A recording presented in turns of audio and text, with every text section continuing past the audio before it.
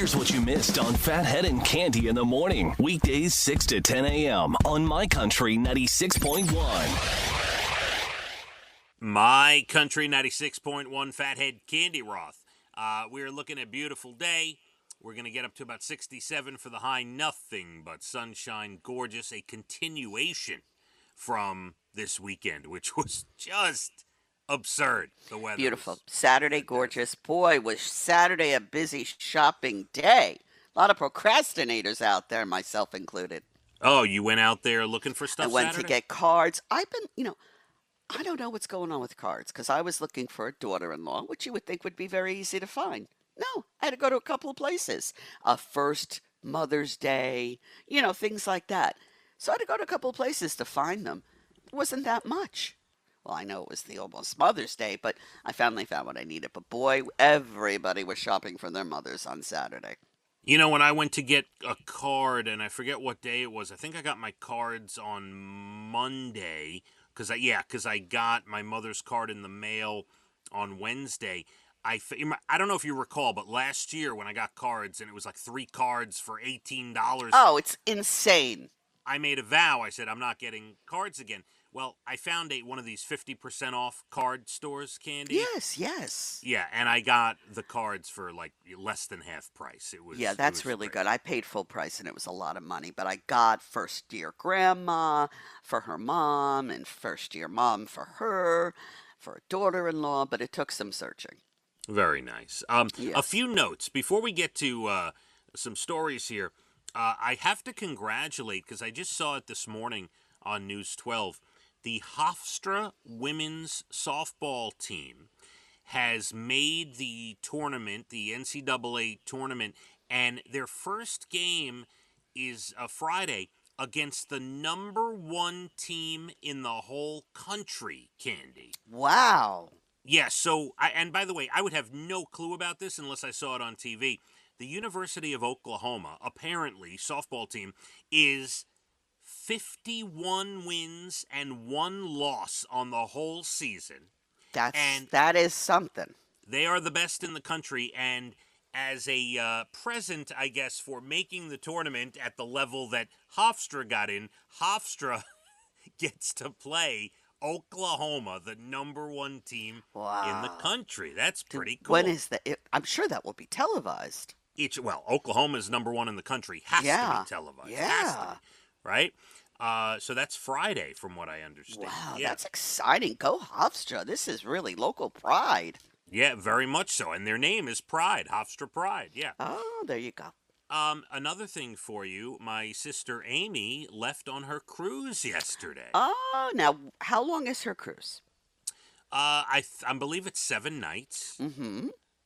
And so, she flew out to Seattle on Saturday. They woke up Sunday, Mother's Day, and we started getting a whole bunch of pictures from the fish market they went to. Love that. I got video of somebody throwing a fish and catching it. That's all. When you go to Seattle, that's all you need. Go to the fish market, and you're good. Well, you have to go to the fish market. It's like going to Rome and not going to the Colosseum. That's right. And then I saw my niece Lindsay in front of the first ever Starbucks in Seattle. Oh, so the girls are going with them. I didn't realize this. Oh, yes. The 4 of them are there. Yeah. Lovely. Yeah, and it's lovely when you can get your college students, because they're both college. One is probably graduated by now, right? Yes, one is graduate school, and this is phenomenal. And one is college. Yes. No, I'm sorry. Wait, stop. One is graduate school, and one is finished. Has been out of college for a number of years already. Yeah. And then they still come on the trip. I love that. That speaks volumes. Yeah. And so, by the way, I learned a little note about the first ever Starbucks in Seattle. They do not serve food. It is just coffee out there. Oh, I am not a Starbucks participant. Okay. That's okay. But yeah, they they had a good time in Seattle. Then they got on their ship. We have seen no pictures and no communication since they got on Just the ship. The way they like it. I do too. Although I did find a webcam. You could. I searched their ship online, and I searched webcam. And there it is. There's the camera from the bridge of the ship. Wow. Yeah, it's pretty. So it's almost like you're cruising with them. Oh my, sort of. I have to relay a funny story, because this plays into something that you say about me all the time. And you say, oh, it's all about Phathead. It's always has to be about Phathead. Everything circles back to Phathead. Can't be about anybody else. But you know that's true. Yesterday, I'm on the phone with my friend Josh, and I'm telling him that she's on a cruise, right? And he says, oh, you must be jealous. I said, no.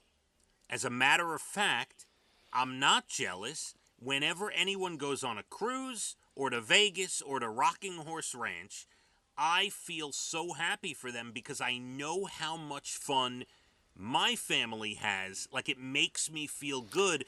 Even Mohegan's son, no jealousy there. Oh yeah, and I forgot Mohegan. Absolutely, those. No, you're absolutely right. Those 4 places.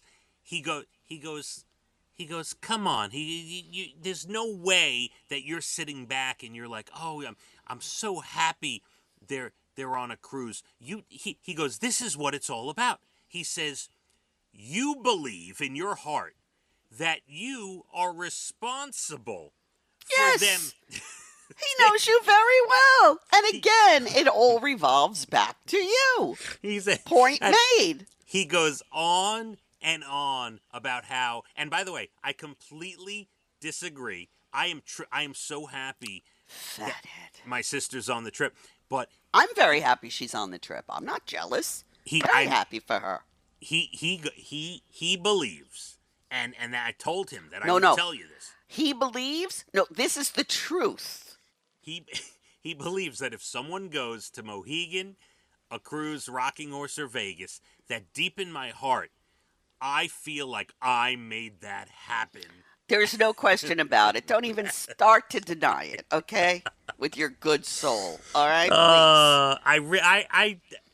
He knows you probably better than anybody at this point, and he's got it right on. I might inspire some people occasionally. Use whatever words you want. Take the trip. He is 1,000% right. But I am truly pleased for my sister because I know how much fun I have on a cruise. So. I am pleased because I want her complete review. Because this is, if I go, my next cruise will probably be to Alaska. Yeah, a lot of people go. A lot of people love it. I've heard such wonderful things. Yeah. On to a different topic, Candy.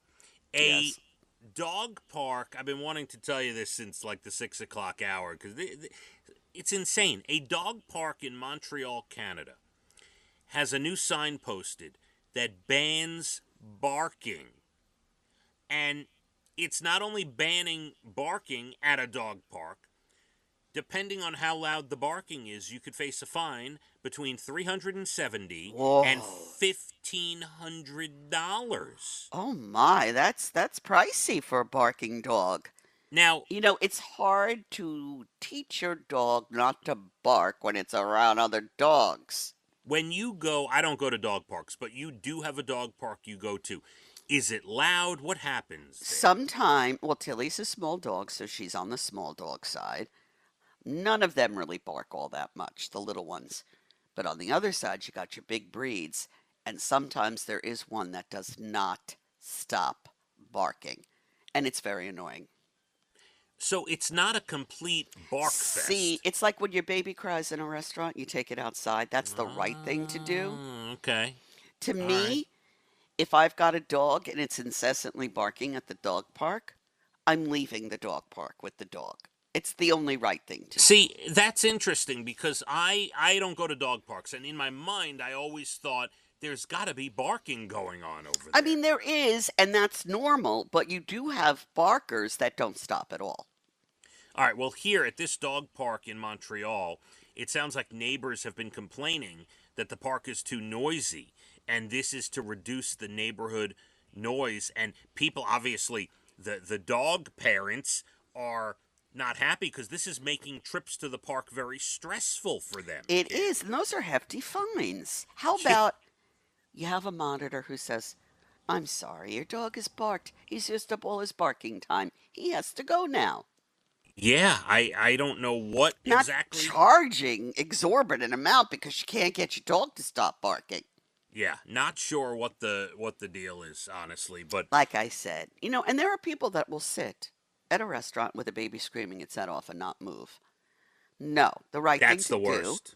is to go outside with your baby. Yeah, Same deal at a dog park. If it's incessantly barking and annoying everybody, leave. absolutely. And one more for you. Uh, so I talked earlier about how how Sears and Macy's and these places, Bed Bath and Beyond, these big stores. What are you gonna do with them? Right? They're done. They're closing down. Who's gonna take over these places?